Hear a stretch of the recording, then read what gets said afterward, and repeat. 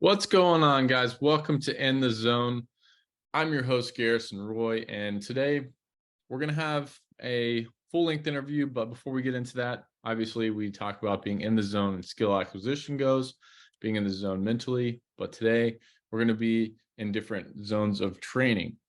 And if you're new to the podcast, this is something where, it's all based off of just value exchange, because I don't do ads or sponsorships or monetize the show in any way. This is all purely just for helping guys get better and, progressing the game and helping anyone that listens to this. And if you get any of that value, please share the show. It's literally all I ask of you.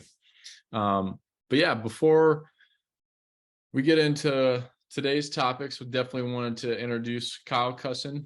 He's the strength coach out at UConn. Kyle, what's going on? Not much. How are you, Garrison? Doing good, man. Doing good. It's a little bit of a rainy day out here, but we're still making the best of it. Working with what you got. Love it. Yes, sir. Yeah. Well, I know we definitely connected on LinkedIn, and before we get into the actual deep dive into this thing, I do think LinkedIn, Twitter, I think are really great connecting tools for coaches. And it's something that even if you may not agree with what everyone's saying, but maybe pick a little bit of things here and there from just about anyone and see things from different perspectives. But I definitely think recently LinkedIn has been something that a lot more folks that I haven't come across in any of my other feeds are starting to pop up. How about yourself? I'd say the same. I never really got traction on Instagram or Twitter. And that could be due to user error as well. But I feel like LinkedIn, people are just more in the mindset of wanting to learn, and coaches are always willing to accept that never-ending drive of wanting to gain more information and gain that cutting edge. So I think that's why it works really, really well for coaches in particular. No, yeah, I totally agree. Well, keep posting your content, man. And before I ask you questions and we dive down some of the other topics that I have here, I just kind of want to hear your story as to kind of how you ended up at UConn and to where you're at now, man. Sure. I started off as a personal trainer back in 2015. I thought that was how I would work with athletes, and I was dead wrong. But I just started out in Globo gyms, some internships, worked my way into more studio-esque personal training facilities. And then from there, I really dialed in and knew that I needed to get my degree and finish a college education to be in the sector that I wanted to be in, which was working with athletes. So from there, got my bachelor's in 2020, I want to say, and got an internship right off the bat at Trinity College. They brought me on full time. In that capacity, I served as a strength coach for men's and women's soccer, men's and women's squash, women's rowing, and men's and women's golf. And while I was at Trinity, I had an opportunity to take an internship with UConn. So I did that over the summer. And they offered me a full-time position, and been there ever since. Loving every day. Dude, that's awesome. Well, and I know a lot of people don't realize, especially in the college side or really any college level, how many sports that you actually do have to kind of shuffle around. And some of them, me personally, like where I grew up, I didn't know about lacrosse until I went to college. So I was like, all right, this is new. I have no idea what to do with this. Right. So it's like you have to learn, and learn the sport, but then also know that a lot of the general stuff is going to translate over for a lot of these athletes, right?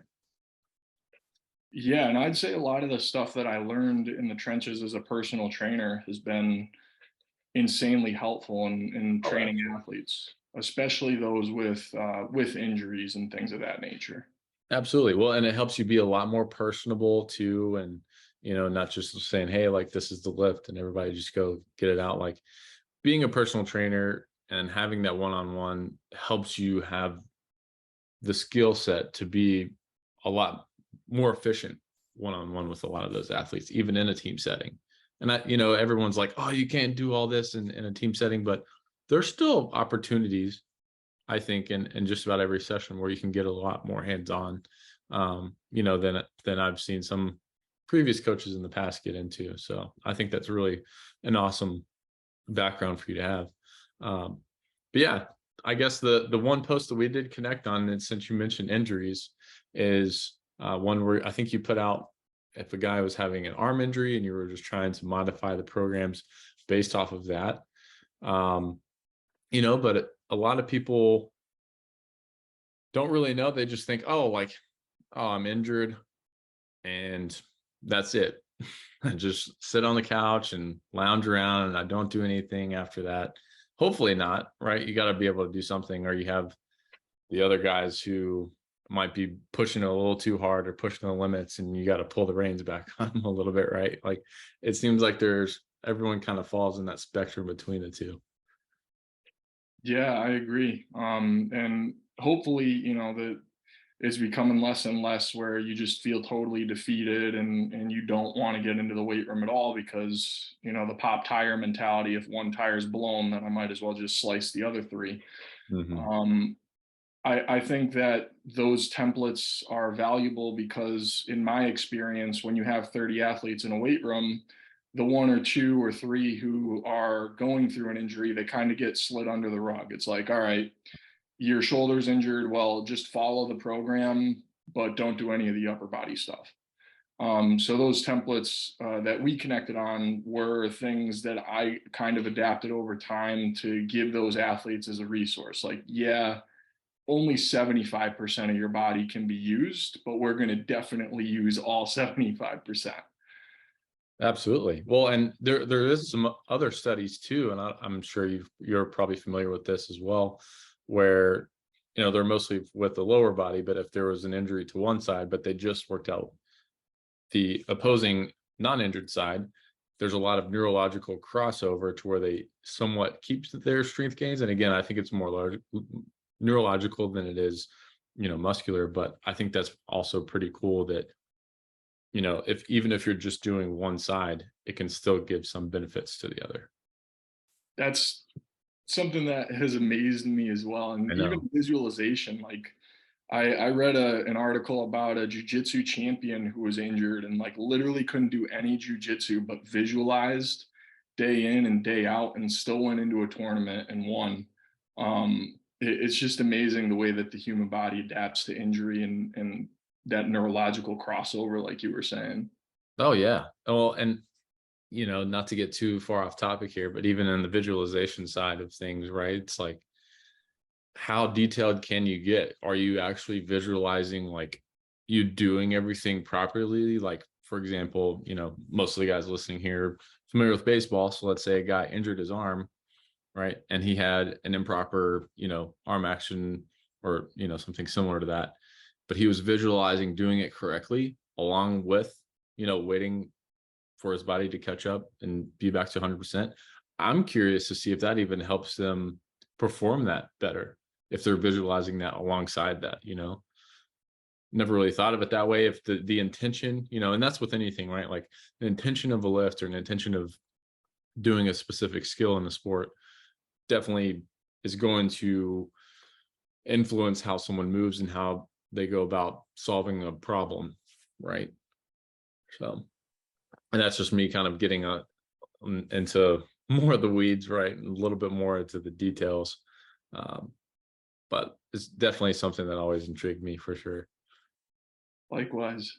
Yeah. Well, obviously we're not PTs. And I think you did mention this in one of your posts too. It's like, all right, like, yeah, we can't prescribe things that, they would be getting to the injured area.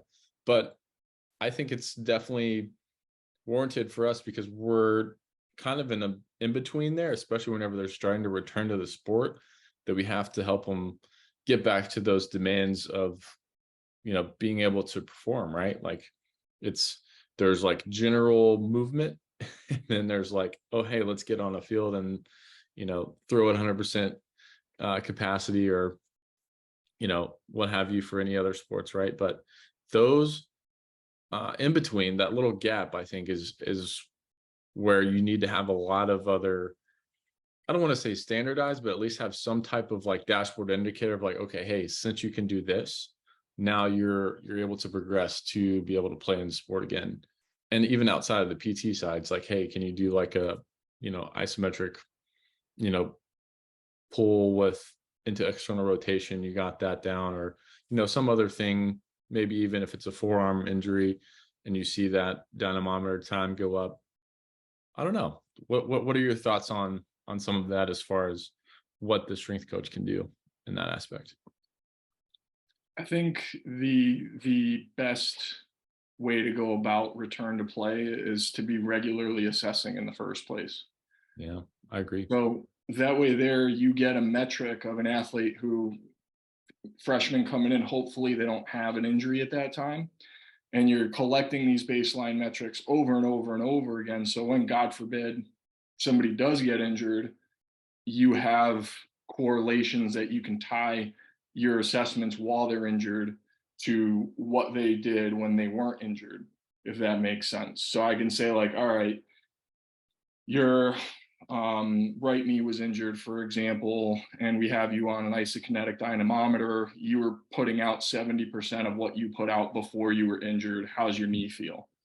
And so in that way, we're individualizing their return to play. And there's a little bit of a subjective element to it. Sure. But once you do that consistently over time, you can start to see the trend. Like, okay, most athletes feel ready to rock full go when they're at 80% of what they were pre-injury. Yeah, no, it's great to have that data pre and post to give them lined up and be like, hey, before injury, you were, at X. And as we're rehabbing up to this, maybe they're 10% less than where they were, like you were saying, like 80% or, 80 pounds of strength. Maybe you start to kind of toe it and you're like, all right, yeah, let's test it a little bit, but maybe back off on some of the volume, and then, all of a sudden they start to spike back up to where they were before. Um, it's definitely interesting though, because there's a lot of other nuances. I get, especially like you mentioned, of the freshman incoming, like you don't really know a whole lot about him versus a guy who's been there maybe his junior year, and you got a lot of other data collected to it, right? So getting that baseline assessment is definitely huge. Now, do you guys do just a very standardized assessment for all athletes there, or do you guys kind of change some of those assessments based on the particular sports needs through, I guess, the needs analysis? Yeah, I'd say the short answer is both. Um, I don't want to get into too much about what we're doing from a holistic standpoint for the entire student athlete body at this point, because our data is really at an entry level right now. We've done this large scale test with a small cohort of athletes twice, and we don't have enough data to draw correlations on it. But we do like what we're seeing in terms of trends. In regard to making individualized assessments for sports, I would say that we do that, but we use a lot of the same tests. It's just not intentional. Like, a lot of us are going to use a single leg jump off a force plate Mhm. to assess bilateral deficits in power. That it's just one of the better tests to use. It has nothing to do with it being like a standard across the board. Hmm. So long story long, yeah, we do both. Cool. No, I love it. I've, as you know, just from coaching guys on through this, it depends, right? Like, what are your demands for this? And I even tried to go down this rabbit hole where, a lot of people are saying, oh, things need to be more sports specific or baseball specific. And I was like, okay, instead of doing vertical jumps, let's do some testing with lateral jumps instead, because there was some more, correlation there. But and then there's like the three different ways on how you can do it, like a more reactive way, more just strength based. So they're like starting in the position already, and then, maybe they're getting a walking start into it to see how much they go. So they have those. I gave them like those three, And those also correlated really well with the vertical jump. So I was like, all right, if I just do the traditional vertical jump, it's probably going to be pretty similar. Although, it's a different plane of motion, Right. the overall power output's going to be relatively similar. So I was like, okay, I guess you can still get the same thing there, but also know as they're starting to get into different movements, it's going to change, how the athlete moves themselves. Yeah. Yeah. And I guess to not, go too far off this topic as far as like injury, and we'll stick for an upper body injury, I guess, for the sake of this entire podcast to keep it consistent, unless we need to. But it definitely helps to kind of know at least somewhat of a general understanding of the injury, right? Like you don't need to be a orthopedic surgeon's knowledge base or anything like that. But let's say, a guy has some type of TOS symptom going on there, and you could do a whole lot of other lifts there, but knowing that, these ribs and the clavicle and everything is getting compressed, adding on a lot of, axial load to that may not be the best option, right? And I'm Right. sure there's a bunch of other examples here, but yeah, go ahead. Yeah. The thing about the injuries is that you need to know what's going on from a biomechanical sense, Mhm. and then what to avoid. Like the first thing to do in an emergency is to stop the source. Yep. So when the ribs are being compressed, for an example, like you probably don't want to feed that dragon and continue to compress the ribs by adding load to it. And that's really one of the principles that I live by when I'm programming for athletes with injuries is you just don't want to feed the dragon. Like you don't want to put them in more pain. And once you stop, or once they get to a point when they're not in pain 100% of the time, and you're communicating with the athletic trainers and the PTs, you can start to kind of piece together a program that's going to retune the body and restore balance. No, I love that. And I love that you touched on that part, because that was kind of where my next points were going to be is like, yeah, you got to have communication with the ATs, just anyone in the sports medicine staff, right? To find out, it's like, okay, hey, where are we in this process? What are you seeing? And then how can I align and basically assist with that? And there's been no coaches that I've had, but I've heard some horror stories from other ones where, either the strength coach or the AT or both or vice versa, they kind of overstepped their, I guess, scope of practice in some aspects. And I'm like, you gotta definitely be wary of that. And I know for our tests, getting the CSCS, we, they hound that day in, day out. It's like, hey, like, is this in your scope of practice? No. Okay. Move on, you know. But I think definitely developing those relationships with those other um other heads of departments definitely do help out a lot. I live by the ATs and the PTs that I work with. When an athlete's injured and they're not clear to do something, whatever they say goes. Sure. I'm completely at their will. Our goal at the end of the day is the same. We're trying to make the best athletes in the world, and coincidentally, those happen to be the healthiest athletes as well. So whatever we can do to streamline that process, if that means putting the ego to the side and just listening to somebody who actually studies this full time, Mhm. then I'm willing to do that. And I would say that I'm lucky enough to be in a group of people, from a sports medicine staff standpoint, that they also respect any suggestions that I bring to the table. We may not necessarily use those, but it's something that is at least considered and not dismissed right away. Sure. No, and everybody's on the same team. They want what's best for the athletes, making sure that they're healthy, right? No one is trying to purposely injure these guys or purposely hold them back. There might be certain precautions. And I think from baseball perspective, seeing a lot of the orthopedic surgeons where they're still kind of stuck on the same kind of old school throwing routine, I'm like, hey, like, we got to kind of change this a little bit, but also respecting that, like, hey, you're the one who cut this guy open and knows, how this is going to progress. Um, so like you have that, but then also the nuance of, all right, like this might be not enough stress before they get here, or this is a massive spike in workload. And then you have some data to kind of back up, like you were saying, like having objective feedback to how this guy's actually going to perform, and having other modalities and, you know, technology that you have available to measure those is definitely helpful.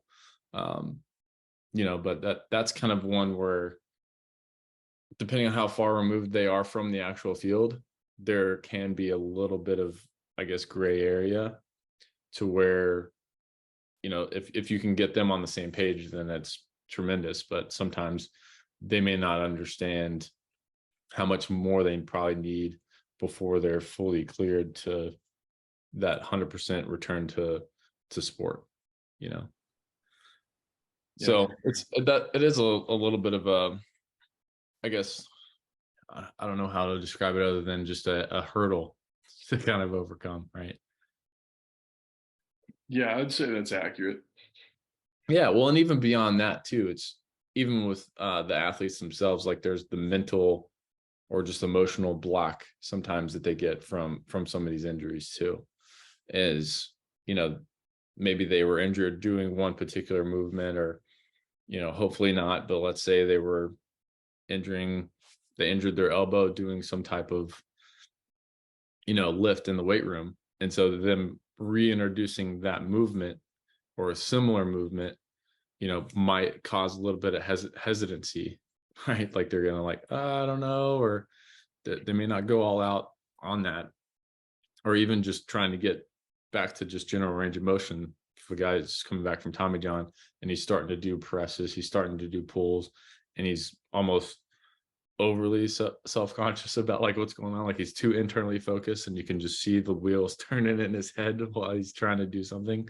How do you I guess encourage guys when they're going through and you can kind of noticeably see those differences? Obviously, again, staying within your scope, not overstepping too much, but I feel like there is a lot of, crossover there, especially being a strength coach.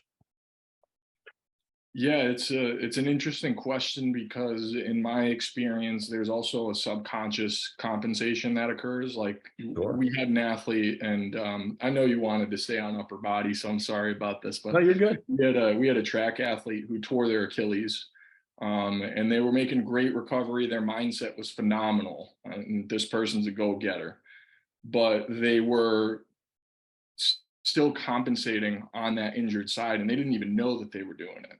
Sure. Yeah. So I think that bringing it to the athlete's attention would be the first step, and not making them feel stupid about it if they are actually being careful because they don't want to re-experience a nightmare that they just experienced. But just be like, hey man, I noticed that you were just going a little bit lighter on this side, or I noticed that you were putting more power out on, if their right arm was injured, I noticed that you were putting the majority of your power through your left arm. Is there something, we can do to fix that? Did you even notice that? And Mhm. sometimes it'll be like, wow, I didn't even notice. I'll go fix that on this next set. Sure. Yeah.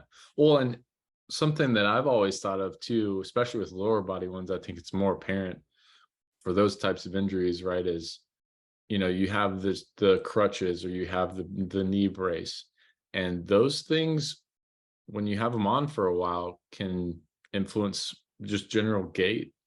And then those compensations also show up later on into whenever they're actually moving, right? So for example, like they're wearing a boot or they're wearing a knee brace, and they're doing this nice little hobble over to the opposing strong side, and then all of a sudden they're starting to almost kind of learn how to walk again, because they're so used to compensating to avoid the, I guess, the stent, or the crutches that were going on there. So it's definitely something to consider too.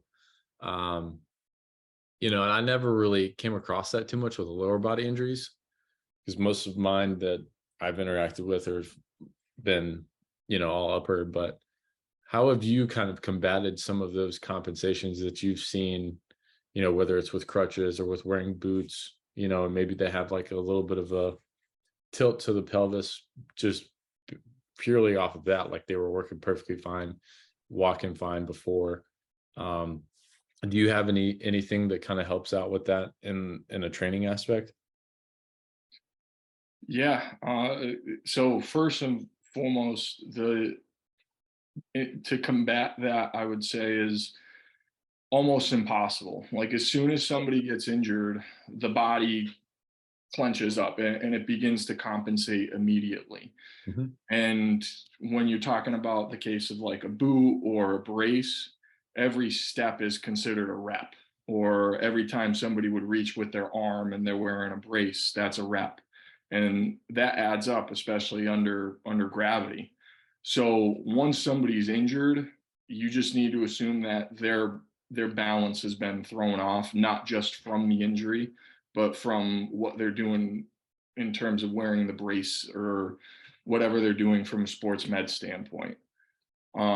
So from there, the question then becomes how do we restore balance? Because the body and the way that it moves is an equation of balance. The most efficient bodies have perfect balance from front to back. That's why we kind of do a push to pull ratio of 1 to 2 because we're trying to keep the scaps nice and balanced. Um, and that's specific on the muscle groups. So from a brace standpoint, if their pelvis becomes lopsided because of that brace and because of the gait, the first thing I do actually is have them roll the bottom of their feet with a lacrosse ball. And that just wakes up all the muscles on the bottom of the feet, right? Yeah. So we're restoring balance there from the ground up. Now we can actually use muscles that have, I don't want to say awake because it's not scientifically correct, but Yeah. we're primed and ready to go. So things like clamshells, working the glute med, that's going to restore the pelvis to a more leveled position. And it depends. I'd kind of have to see the person's gait in order to tell you like what the specific exercises should be. But in just the context of theory, I would go my first two knee jerk reaction exercises would either be clamshells or hip flexions under band resistance. And Sure. that's after rolling the bottom of the feet with the lacrosse ball. Hmm. Yeah, you're just getting that all activated, and of course, as they're progressing, most sports are going to be on 2 feet unless they're down on the ground wrestling or something like that. But you want to progress off of the ground to where they're eventually starting to learn how to do that, and activating those movements in a more upright position. I'm totally with you on that for sure. It's definitely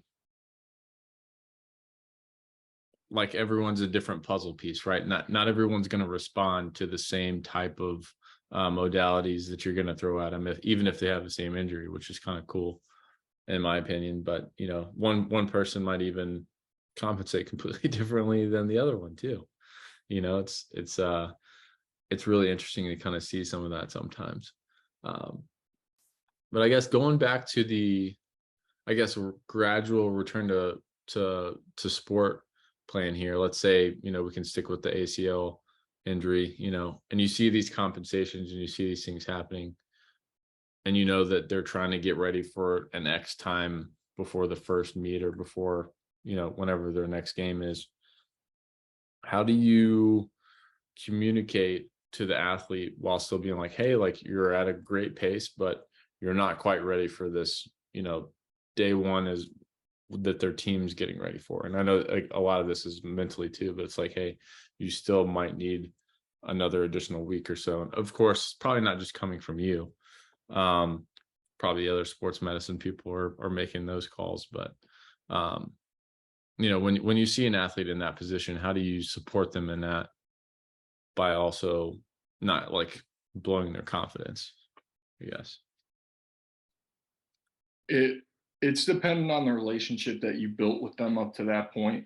Yeah. I would say that it's better to be objective and tell them the harsh truth and the bad news and not sugarcoat anything than to sugarcoat something, have them try something that you told them that they should be ready for, and then deal with the psychological Pushback. injury, for lack of a Yeah. better word, because, hey, coach said I can do this, coach believes in me, and I couldn't do that today.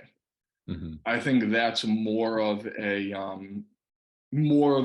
psychological insult than if I just went to you and said, look, you've been doing great. You've really been crushing it in the weight room. You're literally following everything that the staff has given you to a T. The reality is that we're just not at that intensity or whatever it is yet. Not at that threshold. Sure. Yeah. No, I totally. Yeah. And those are sometimes tough conversations to have. It's like, hey, like you're on the right track. You're doing good. We're just waiting for this one or maybe two or three other things to line up before you're fully cleared. And then, from there, I like what you said there. If you have some of that objective data, then it's kind of hard to combat that, where it's not something where it's like, oh, coach is holding me back, or he's not letting me do this, or he's not letting me do this specific lift in the weight room because I feel ready, but it's just not ready to go ahead and get under the bar or do whatever it is. It's like, hey, just like what you said at the beginning of the episode, sometimes you got to put that ego aside and know it's like, hey, your long-term health and your durability as a human is more important than just getting ready for that next game, or trying to I guess overstep and do too much too soon. Yeah, and if you come off as somebody who's transactional and like an example of that would be like an athlete has seen you tell other athletes with back pain to do a 1RM test anyway for back squat, then these communications are all for naught. But just being on the same page, giving the athlete the same message throughout the entire recovery process, and then just telling them like, this is the fastest way to heal. Like nobody wants you to not compete, Hmm. and so we're giving you the best that we can to get you back in the competition as fast as possible. And I think that they just, personally, I would respect that. I've seen other athletes I mean, they hate it in the moment, some of them, especially the go-getters, but when they look back and they're like, wow, I healed 2 months faster than the surgeon told me I should heal. Like, thank you. I'm glad I listened. Yeah, no, and that type of perspective definitely does help, where a lot of guys are maybe a little too focused on the acute changes that they see day to day, but actually zooming out and seeing that entire progression is like, oh wow, instead of 12 months I did it in 10, or it could have been 14 to 16 weeks, but it was shuffled down to 12. Sick. It's having those like moments with the athlete where they're like, oh wow, like even though it feels like I'm inching along and just barely creeping day to day, like the overall improvements has been awesome. And even having some feedback to give them, or even some objective stuff to say like, hey, like you're progressing a lot faster than usual, is awesome too. Now, with that being said, sometimes that could also be kind of dinged as red flags on our end too, is like if they are progressing a lot sooner, do we, is that the time where we pull back the reins, or is it just like, hey, like he's good, he's putting the amount of output that we want him to have, but it's surpassed that tremendously. And I know this is really a tough question, but it's like, hey, like what's the fine line there where if a guy's just crushing it versus like maybe too much volume, or maybe too much that you're asking for him early on in the process. Sure. My personal bias answer would be to follow the plan as outlined.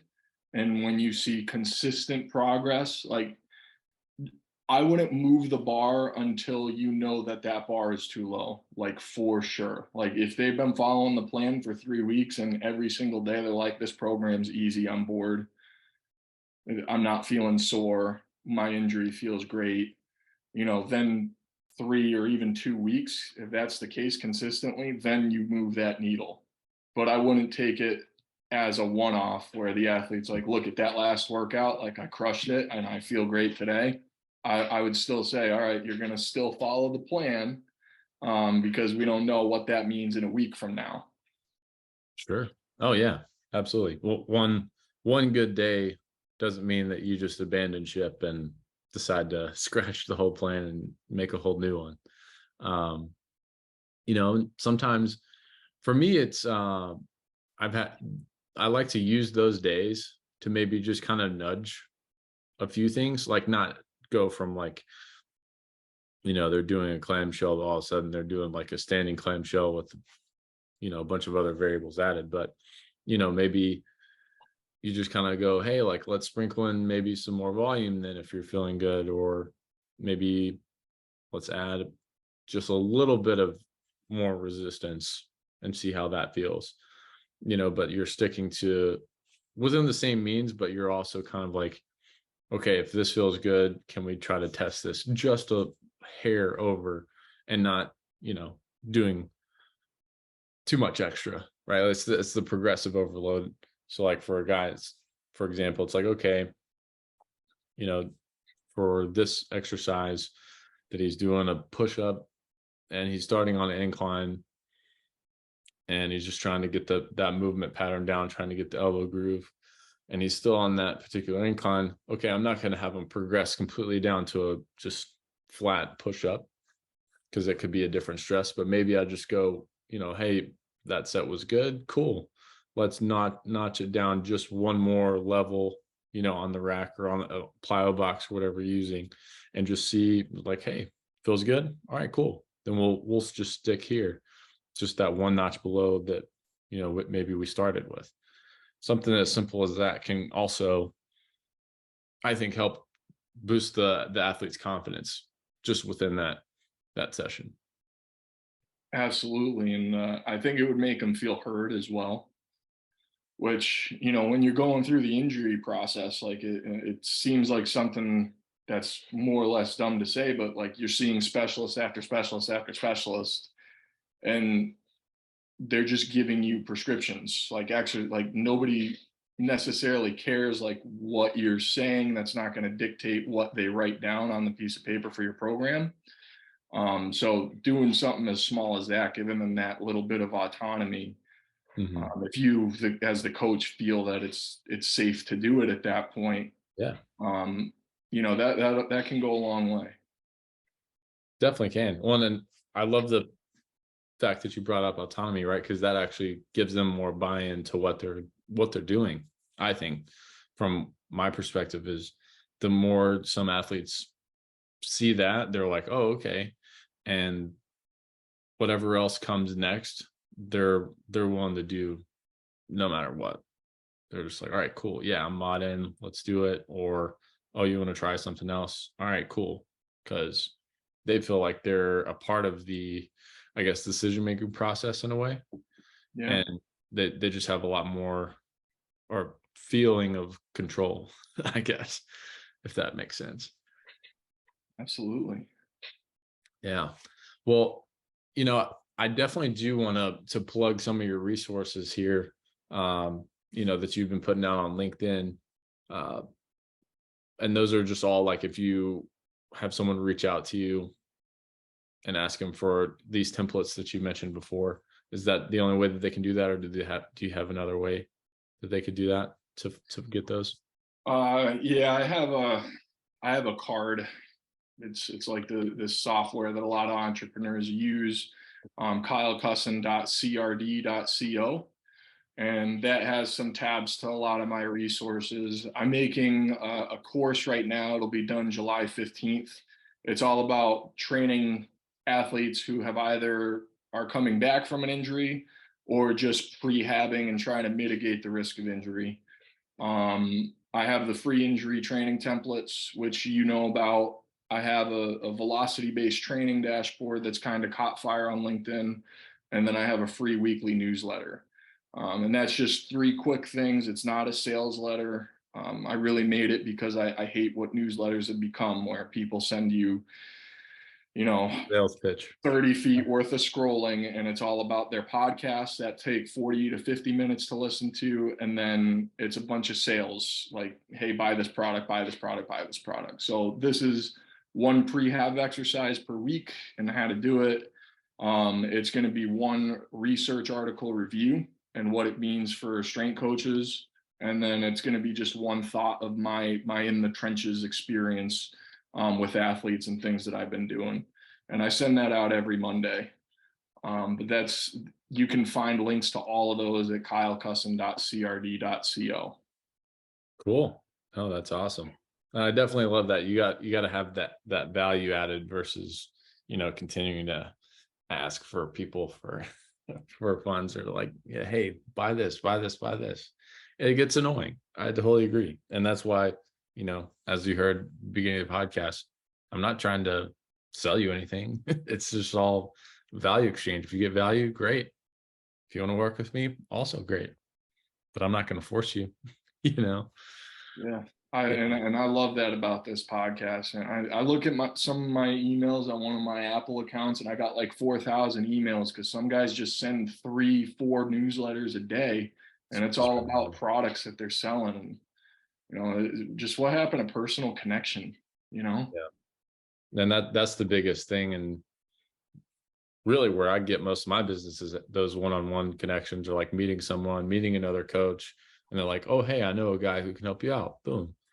Those I think are a lot more meaningful connections than, the random DMs or people are sending out, things like that, like we've all seen them, and they're just like, all right, I already can tell what agenda that you have, I guess. It's the right way to say it. But if you have that approach, if you are more personable with it, maybe you might see a little bit more success. I don't know. Not to get off topic too much with that. That's more of like the entrepreneurial side. But yeah, I guess I know obviously whenever we first started out as strength coaches, sometimes we wish that we had mentors and guys that helped us out down the road. But you did make a really intriguing post that I liked, where it said that 2 pieces of advice you give strength coaches with, give or take less than 2 years of experience. And, I don't know if you have those bullet points off the top of your head, or if you want me to read that off for you, but I really like that. I want you to kind of touch on that a little bit. Yeah. So the first one was don't reinvent the wheel. And then the Yep. second one was simple always wins. Yeah. So the trap that I personally got caught up in is trying to design the best program, or find what the perfect training program was. And it turns out that doesn't exist, and you're wasting a lot of time looking at the sizzle and not paying attention to the steak, if that makes sense. Where you should really be spending your time is making the connections, getting athletes to buy in, understanding these different kind of like personality types, if you will, and things like that. Sure. Because if they buy in, if they know, like, and trust you, and they're bought into you as a coach, it doesn't matter how fancy your program is. And then when you do make those fancy programs, one of the logistical issues you're going to run into is you got to coach it in a way that the athletes can understand, and you got to coach it in a way that you can make sure that everybody's doing it with the intent that you want it done. So if you're going to make a super advanced program in your first GA assignment, that uses like French contrast and VBT, and you're combining all these different variables and methods together, you have to make sure that the athletes are performing it with the intent that the textbook recommended. And if they don't really know, like, or trust you, then I can guarantee you there's going to be a good portion of them that are just skating by, that don't understand why they're doing what they're doing in the weight room, that don't see why it's going to help them or how. So focus on building the relationships first was something that I wish somebody had really told me going into it. And then the second thing is just, when you program something super, super fancy, you're going to run into a ton of issues. And there's nothing wrong with something as simple as linear periodization, for example. It works. It might not be super sexy. You don't see people on Instagram using it, but like most athletes who walk in the door, especially freshmen, probably don't have a high enough training age as it is to benefit from something more complex than linear periodization. Sure. Oh yeah. No, I totally get that. And the funny thing for me, where you see some strength coaches or maybe GAs in your position, that they're throwing things that they either saw on Instagram or some sauce that they saw from Cal Dietz, in his video. Not to bash him or anything. I still use some of his stuff, but it's like they also don't have a full deeper understanding of what that's actually for or who that's for, and you don't just give it to anyone in a like blanket program, right?